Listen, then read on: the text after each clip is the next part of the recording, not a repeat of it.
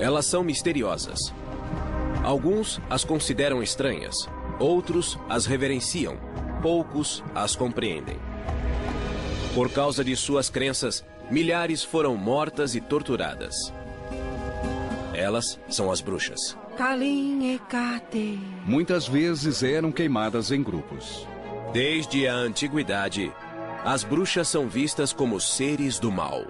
Vou pegar você, querida. Hollywood usou a imagem das bruxas como um modo de contar histórias fantásticas. Mas as bruxas de hoje dizem que essas histórias não são verdadeiras. Pensam que sacrificamos gatos no quintal e que rezamos para o diabo. Os rituais misteriosos provocaram debates políticos.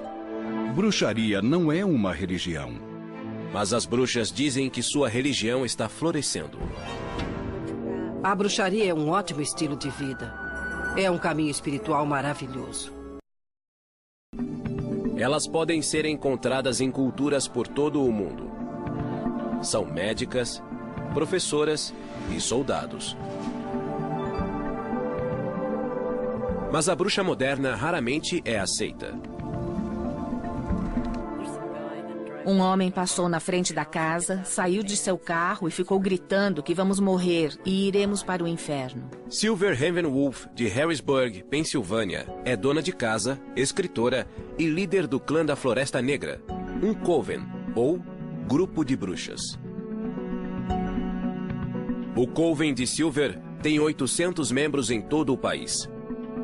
Silver diz que a bruxaria está em sua família há séculos. Eu me orgulho muito da bruxaria. Ela deve ser respeitada, pois era praticada por meus antepassados. Água, terra, espírito, eu sou. A bruxaria atual é um caminho espiritual com rituais ligados aos ciclos da vida e das estações. A magia é feita para trazer bem-estar. Essa prática tem profundas raízes históricas. E apesar da imagem negativa, mulheres e homens como Christoph Penczak orgulham-se de ser bruxos. Sou um bruxo, pratico bruxaria e uso essas palavras. A palavra bruxa está ligada à palavra Wicca. A maioria dos bruxos entende a palavra Wicca como moldar, formar ou mudar. Wicca também é o nome da religião moderna que se baseia nas tradições da bruxaria. Mas nem todas as bruxas praticam a Wicca. Essa é uma ideia equivocada. O maior equívoco é que adoramos Satã, o mal. Nem sabemos quem ele é e não temos uma divindade do mal. O caminho da bruxaria data de mais de 2000 anos. O caminho da bruxaria. Na época céltica, na Europa, as bruxas celebravam a terra e rezavam para as forças da natureza. Elas eram curadoras hábeis que usavam ervas e poções. Elas tinham um toque de cura, no sentido em que hoje entendemos essa expressão. Essas curadoras hábeis eram temidas e reverenciadas. Existe um paradoxo interessante em relação à cura. O poder de curar é também o poder de prejudicar as pessoas. No início do cristianismo e na Idade Média, a bruxaria continuou popular. E na Europa, as bruxas conviviam em paz com os cristãos. Se seu filho estivesse doente e alguém dissesse que o curaria espiritualmente, você não faria muitas perguntas. A igreja não perseguia ativamente as pessoas que faziam isso, mas recomendava aos cristãos que se mantivessem afastados da bruxaria. Então, o efeito sobre as bruxas eram mínimos.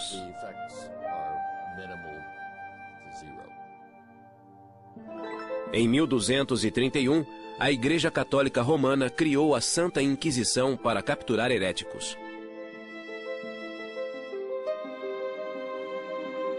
No século XIII, as autoridades cristãs reprovaram a bruxaria, pois acreditavam que as bruxas adoravam o demônio.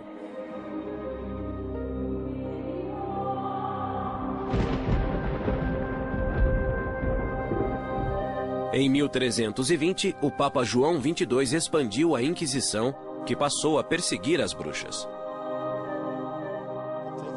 É um grande salto passar da crença que os heréticos ligavam-se ao demônio para a afirmação de que a magia sobrenatural estava associada ao diabo e era tão perigosa quanto a heresia.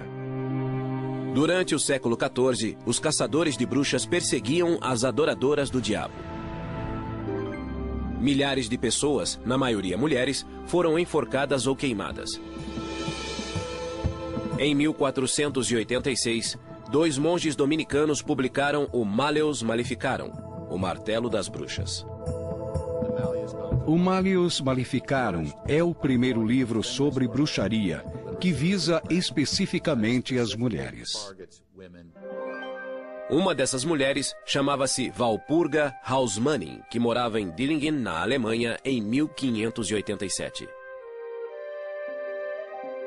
Walpurga era parteira há 19 anos, mas quando houve uma série de mortes de bebês, suspeitou-se que fosse bruxa.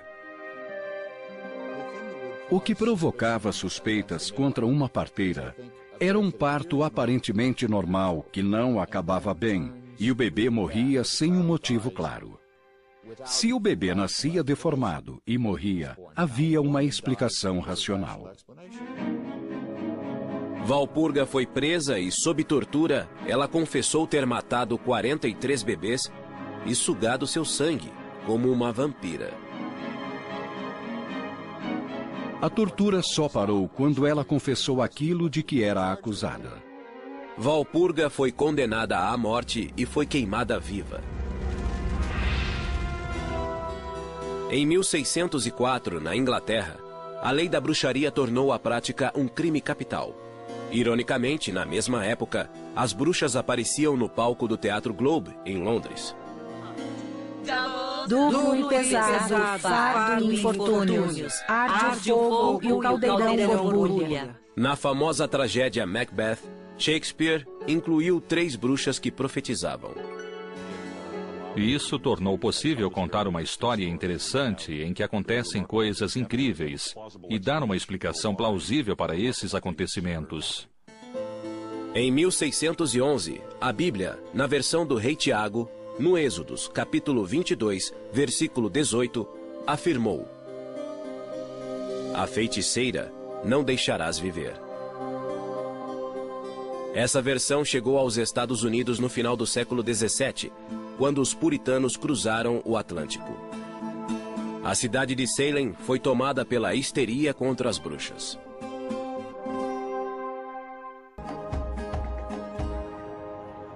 Hoje, Salem atrai milhares de visitantes na época do Halloween para o festival Acontecimentos Assombrosos. Mas 300 anos atrás, as bruxas não eram celebradas. Pânico puritano. Além dos peregrinos, os puritanos vieram para a América em 1620, desiludidos com a Igreja da Inglaterra. Eles queriam uma igreja melhor, pois a Igreja da Inglaterra era meio católica e meio protestante.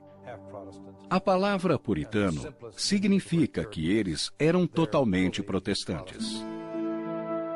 Muitos puritanos foram para Salem, Massachusetts. Salem era dividida em 2 comunidades: Vila de Salem, perto da Bahia, e Aldeia de Salem, a alguns quilômetros da costa. A Aldeia de Salem era uma comunidade mais agrária, enquanto a Vila de Salem era um centro comercial. A paróquia da Aldeia de Salem era guiada pelo reverendo Samuel Parris. Sua esposa, Elizabeth, era doentia, e eles moravam com 2 filhas, um filho e uma sobrinha.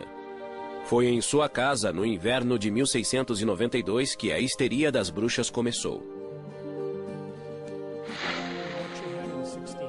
Em 1692, aconteceu uma confluência de diversas perturbações sociais, econômicas e religiosas.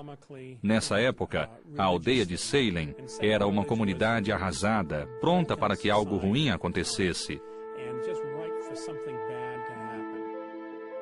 O reverendo Parris deixava a filha Betty, de 9 anos, e a sobrinha Abigail, de 11 anos, com Tituba, sua escrava. Ela era uma índia arawak caribenha negra, trazida de Barbados pelo reverendo Parris. Certo dia, Tituba contou histórias fantasiosas de sua vida em Barbados, incluindo magia e voodoo. O segredo logo se espalhou para outras meninas na aldeia que se juntaram ao trio mágico. As meninas liam a sorte colocando clara de ovos em água, identificando uma forma e prevendo com quem se casariam. Isso era contrário à crença puritana. Um pouco depois, Betty e Abigail começaram a agir de modo estranho e a entrar em transe. O médico da aldeia não encontrou motivo físico e afirmou que era espiritual, um trabalho de bruxaria. Esse diagnóstico combinava com a crença puritana de que os espíritos vivem em uma realidade invisível. Logo, outras meninas na aldeia apresentaram os sintomas.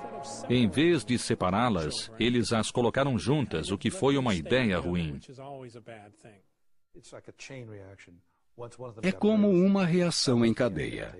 Assim que uma tinha Para o reverendo sintoma, Parris, o demônio as outras chegara a a Salem. imitavam. Ele pressionou Abigail e Betty, e elas acusaram Tituba. Em 29 de fevereiro de 1692, os juízes da vila de Salem acusaram Tituba de bruxaria. A princípio, ela negou, mas depois fez algo que trouxe terror à aldeia. Ela confessou. E isso mudou completamente a situação. Por que ela fez isso? Talvez o reverendo Parris tenha decidido espancá-la. Talvez ela tenha percebido que esse era o único modo de evitar a forca. Todos tinham pecados secretos. E isso cria uma enorme pressão para falar e confessar.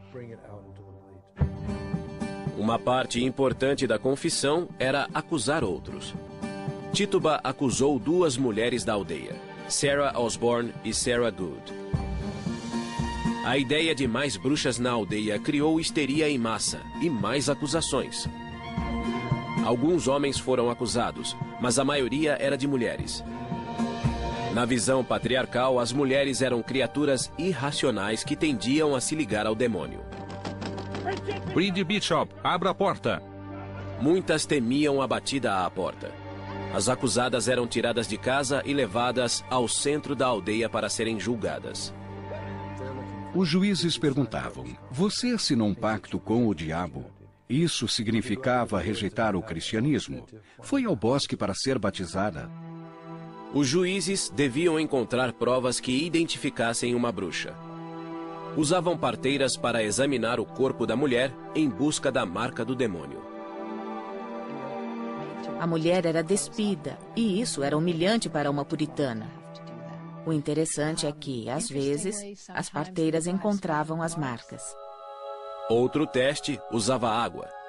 Pensava-se que, por ser pura, a água rejeitaria uma bruxa. Se flutuasse, ela era culpada. Se afundasse, seria inocente. Até o verão de 1692, cerca de 200 pessoas, entre homens e mulheres, haviam sido acusados de bruxaria. Em 2 de junho, a primeira mulher foi levada a julgamento. Uma dona de taverna chamada Bridget Bishop. Sou tão inocente quanto um bebê. Muitas provas contra ela foram apresentadas no julgamento, mas hoje seriam risíveis. Houve depoimentos de homens que diziam que ela aparecia para eles à noite em sonhos. Os depoimentos com base em sonhos ou visões eram chamados de provas espectrais. Acreditava-se que o demônio podia assumir a forma de uma pessoa. E essa pessoa viria como uma visão ou alucinação e poderia lhe fazer mal. A teoria era que o demônio podia entrar no corpo de alguém. Bridget Bishop foi considerada culpada.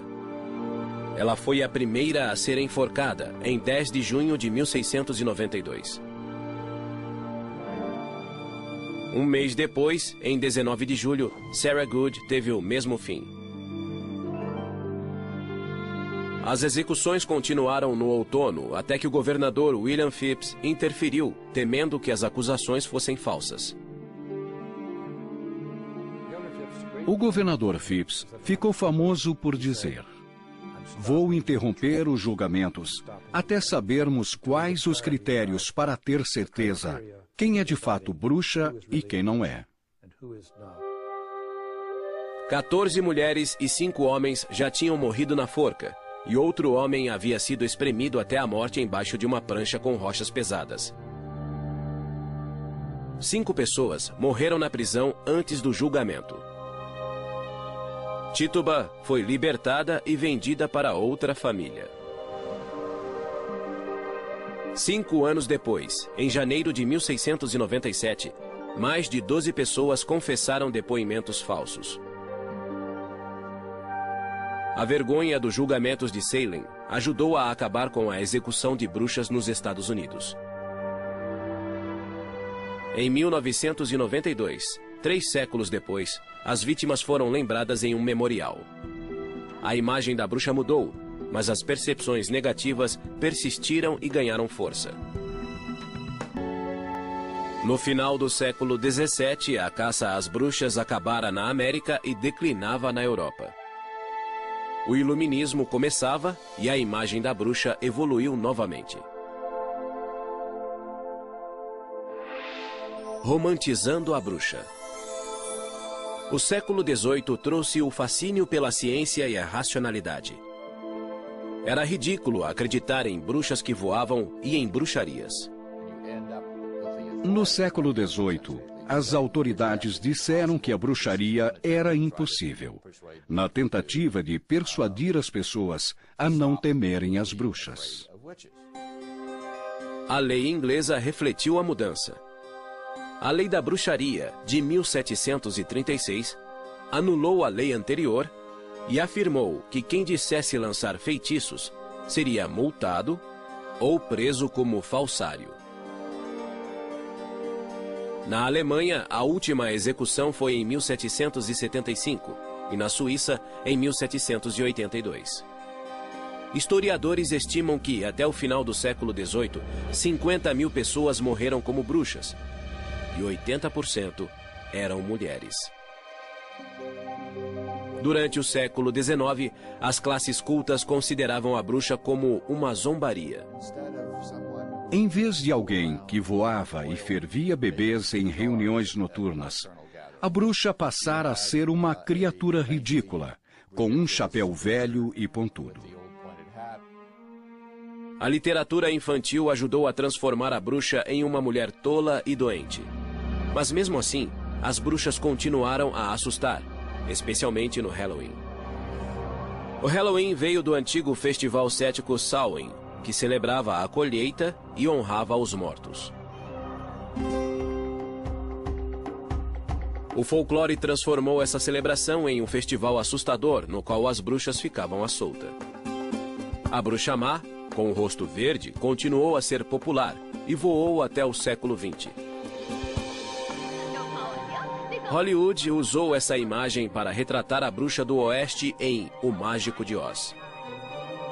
O rosto verde, a roupa preta e o riso ameaçador combinaram-se para criar a imagem do mal. Vou pegar você, querida, e seu cãozinho também. Margaret Hamilton é o arquétipo da bruxa e sempre será. Todas as bruxas que vieram depois de Margaret Hamilton basearam-se nessa imagem, com o chapéu pontudo, o nariz comprido e a voz que todos conhecem, mas que não consigo imitar. Tudo isso é negativo. Nos dá uma imagem ruim e deprecia nosso valor. Bruxas modernas como Laurie Cabot sentem-se ofendidas com esses estereótipos populares.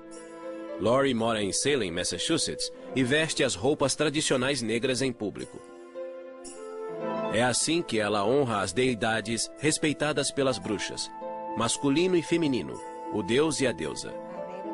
Fiz um voto à deusa de usar as roupas negras e o pentagrama para sempre, em sua honra. Para Laurie, Ser uma bruxa é uma jornada espiritual guiada por uma antiga tradição. A bruxaria é um bom modo de vida e um caminho espiritual, um caminho científico, que é igual ou superior a todas as outras religiões. Laurie Cabot é conhecida como a bruxa oficial de Salem, Massachusetts. Ela recebeu esse título em 1977, quando o governador Michael Dukakis premiou-a por seu trabalho beneficente. Quando se candidatou a presidente em 1988, Dukakis foi criticado por seu gesto. Ele se arrependeu muito de ter usado a palavra bruxa.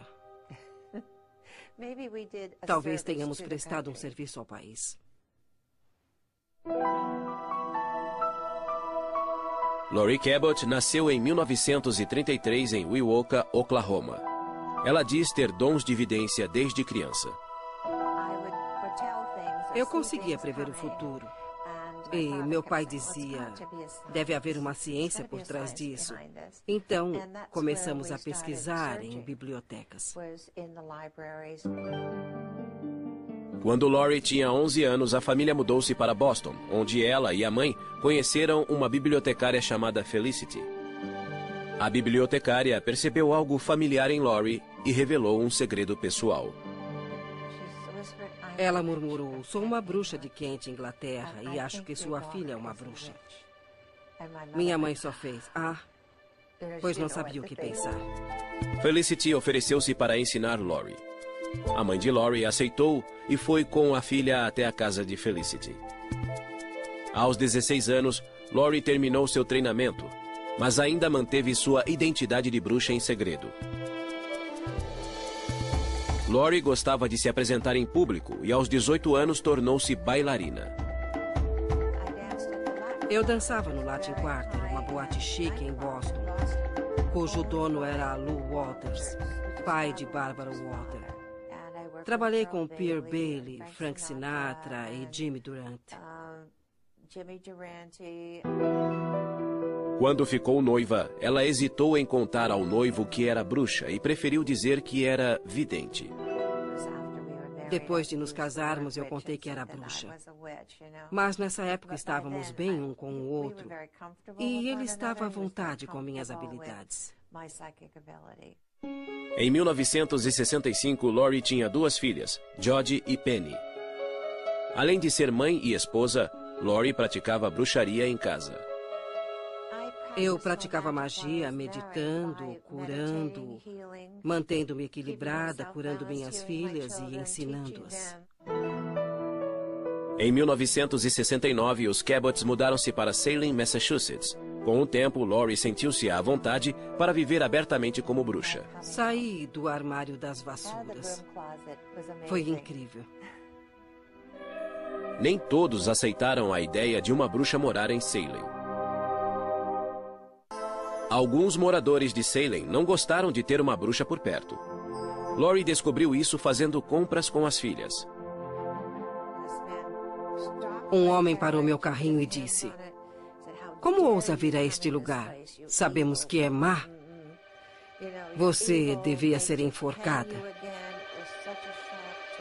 As pessoas que estavam no mercado ficaram chocadas. Acho que isso as tornou mais tolerantes. Em 1971, Laurie Cabot ficou ainda mais visível, pois abriu a primeira loja de bruxaria do país.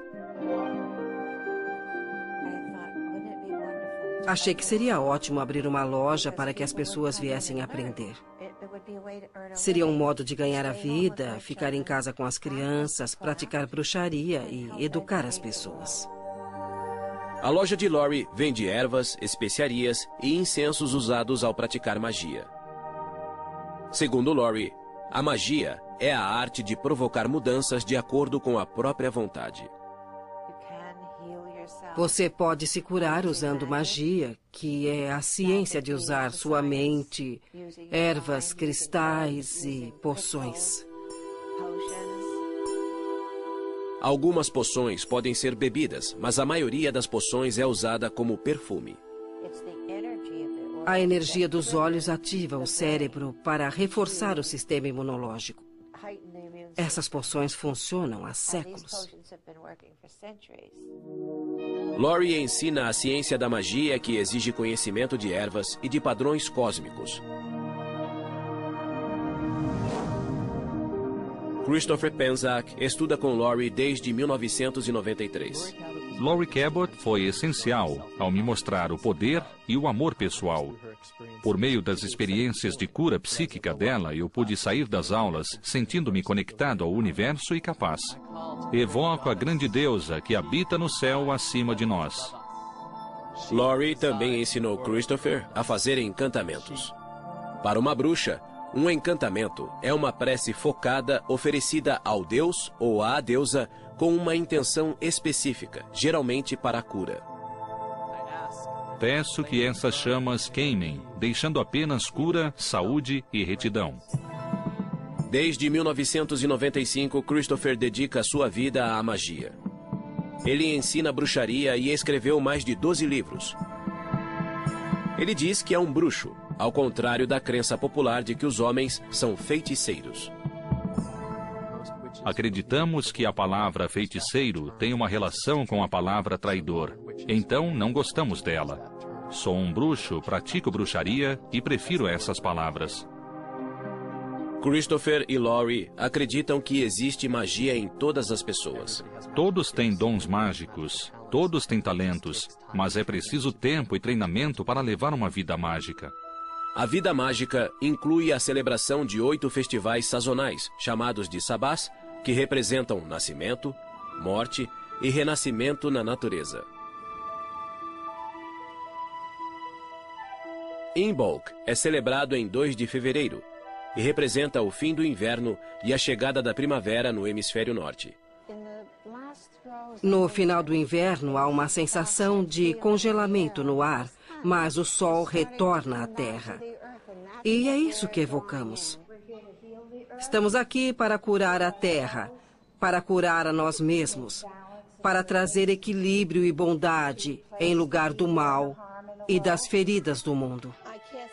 Faço este círculo para criar um espaço sagrado para nós nesta noite. Que assim seja. O círculo se fechou. Que assim seja. Estamos celebrando Imbolc, que é ligado à deusa Bridge. Ela dará à luz o sol, que trará a primavera e um recomeço.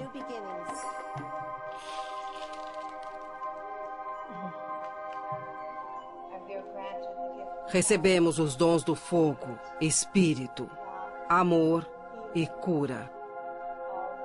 Todas as artes mágicas. Usamos sementes de girassol.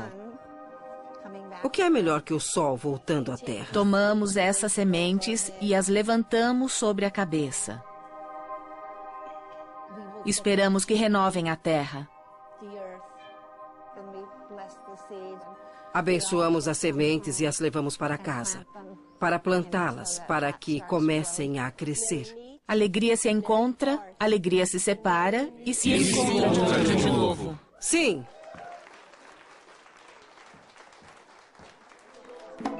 Ao celebrar Imbolc e a primavera, Laurie e os bruxos têm a sensação de renascimento e equilíbrio. Receberam a energia dos 4 elementos e do espírito e vão levá-la para a vida diária em tudo que pensam e fazem.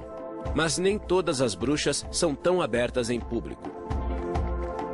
Algumas ocultam sua identidade por causa de ameaças. As bruxas realizam rituais de cura há mais de 2000 anos e muitas continuam nessa tradição. Nos reinos poderosos. Às vezes elas se reúnem em círculos para rezar por cura e honrar os ancestrais. Segredos de uma bruxa. Silver Ravenwolf afirma descender de bruxas. Ela mora na Pensilvânia e escreveu vários livros de bruxaria, mas usa um pseudônimo. Assumi um pseudônimo porque moro em uma cidade pequena e sabia que haveria discriminação contra minha família. E assim foi. Seus antepassados foram perseguidos e em 1679 fugiram da Alemanha para a Pensilvânia. E com eles, trouxeram a tradição mágica da cura pela fé. Sem uma bênção. Silver diz que os cantos datam dos anos 1300. Sem uma bênção. Sem uma bênção. Sem uma bênção.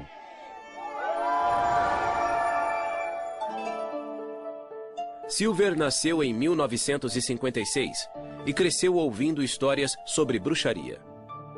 Mas a mãe de Silver era protestante e criou a filha em sua religião. Silver nunca se considerou cristã devota, mas acredita no poder da magia. Quando criança, ela fazia encantamentos com seu brinquedo favorito. Eu tinha um fantoche que usava para fazer pedidos que sempre aconteciam. Isso me assustou e parei de usá-lo. Silver foi influenciada pela famosa série de TV dos anos 60, A Feiticeira. Eu queria ser Samantha e mexer o nariz para limpar a casa.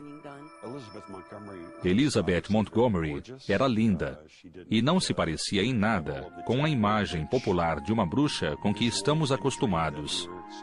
Era uma história de alguém que tentava viver em um mundo onde era completamente diferente dos outros. Era assim que Silver se sentia.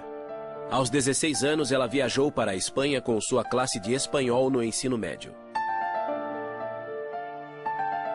Quando voltou, sua mãe morreu de leucemia. A morte da mãe foi uma tragédia que alterou a vida de Silver. O mundo não fazia sentido. A religião que aprendera não me ajudou. E então encontrei a Wicca.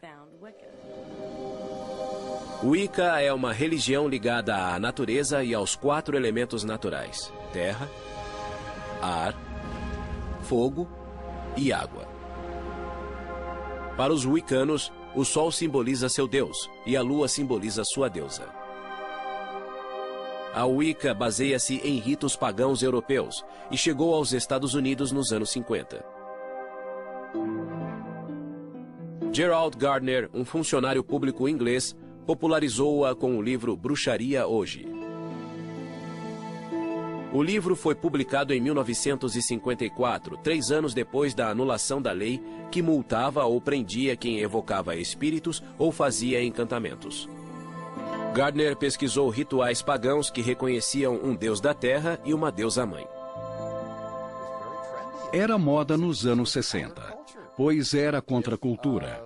Se o cristianismo medieval era a opressão da igreja cristã, a bruxaria era a resistência clandestina. Os wiccanos são um subgrupo das bruxas, mas nem todos se consideram bruxos.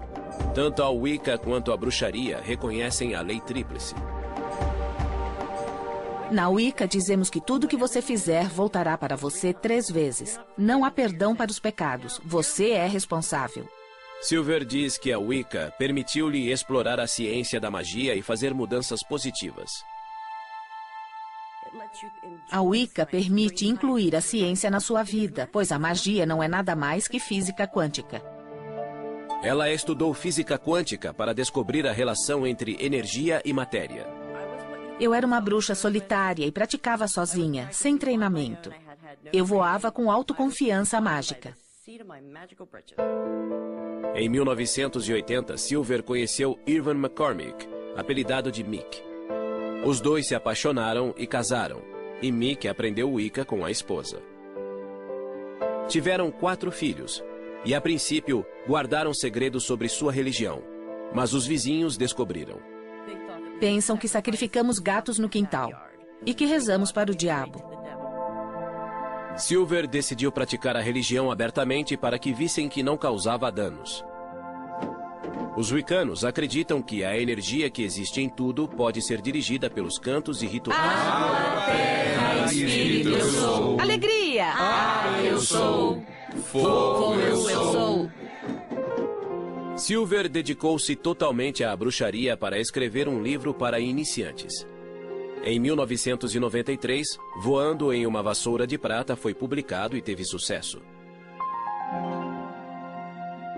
Silver é a líder do clã da Floresta Negra, um coven, ou grupo de bruxas da mesma tradição. Trabalhamos juntos. Há mais poder em um grupo quando se faz magia para uma pessoa. Guardiãos do Norte, elemento terra.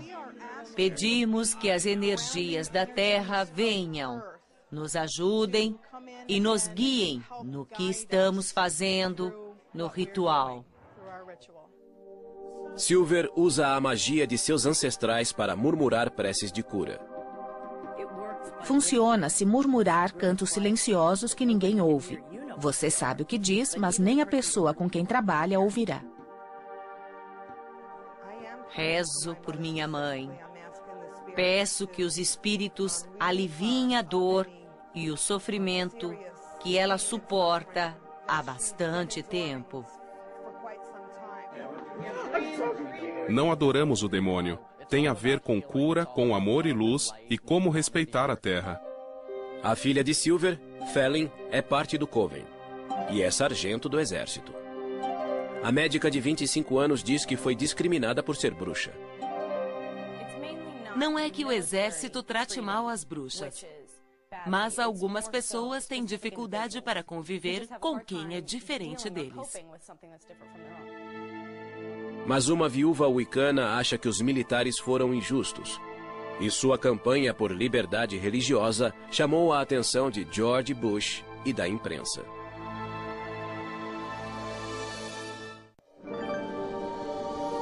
O modo como as bruxas são percebidas e tratadas evoluiu muito. Já foram reverenciadas e perseguidas. E aos poucos estão sendo aceitas pela sociedade.